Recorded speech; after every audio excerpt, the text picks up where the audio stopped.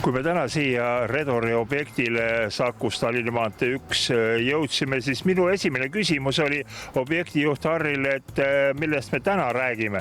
Ja ta ütles mulle selle peale, et räägime katuse soojustusest. Hops, esimene mõte oli, kas tõesti meestel majakõrgus käes. Harri, minu ehmatus oli vist ikkagi ennatlik päris üles, sa mind ei kutsunud ja siit on nüüd näha, et ülemistel korrustel veel katust peal ei ole. Nii et adminhoone või äriosa katus. Just nii, äriosale alustasime katuse ehitamist. Aga iga inimene, kes natukenegi on ehitusega kokku puutunud ja selliste suurte katusepindadega, teab, et katusel peab olema ka kalle, et see vesi ära jookseks. Siingi on need nii-öelda äravoolu avad on näha. Kuidas see kalle antakse? Hetkel silm ei taju seda kallet.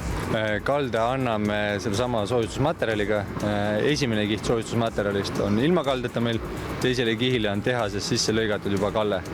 Iga plaat on vastavalt projektile lõigatud õige kaldega, õige pikkusega ja nüüd objektil töömeestel on vaja lihtsalt täpsuslõikamine pikkusesse või laiusesse teha ja siis kalde järgi plaadid maha laotada. Mis siia peale tuleb?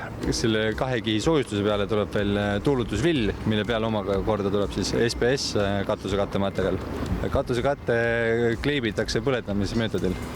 Ehk selle all on see liimmaterjal, mis siis leegi kuumutades siis aktiviseerub ja siis nakub siis kas villaplaadi külge või siis eelneva SPS kihi külge. Teraskonstruktsioonide paigaldamist on ka näha. Need, mida me siin näeme, need on siis rõdude konsoolid. Need on nüüd rõdu vaheseinte konsoolid, mida me projektist lähtuvalt siis peame paigaldama enne seinaelemente, küll aga need rõdude enda siis tasapinda siis talad, elemendid, need me monteerime hiljem. Kui mul tõepoolest esimene tunne oli, kui ma siia tulin, vaatasin, korrused kerkivad ja kraana muudkui töötab, siis kui kaua aega veel on, et me saame näha pärga? Pärga näeme juuni keskel. Ja teine küsimus oli mul veel, kui ma vaatasin sealt väravast ja sinu kontori juures sisse tulin. Kraana on üsna maja lähedal ja veel üks korrus, siis selle kraanaga vist läheb jamaks, ta ei ulata siia poole külge. Ja, enam-vähem nii see on, aga kui nüüd vaadata, siis meil ainult sisuliselt üks korrus veel monteerida jäänud ongi. Selle kraanaga tuleme täna toime.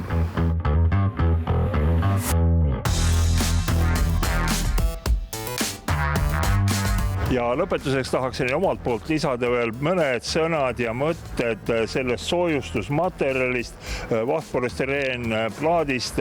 Ehitajal ei ole ta mingi uudis, aastakümneid on see kasutuses, mitmeid kümneid aastaid ma isegi ütleksin, aga inimesele, kes ei ole sellega ennem kokku puutunud, kui teil on võimalus, siis proovige, katsetage, kui kuskilt saate või leiate ühe plaadikese seda vahtpolüstereen plaati. On ta siis must nagu siin katusel või valge nagu tavapäraselt, istuge peale ja te tunnete, et see plaat on teie istumise all soe.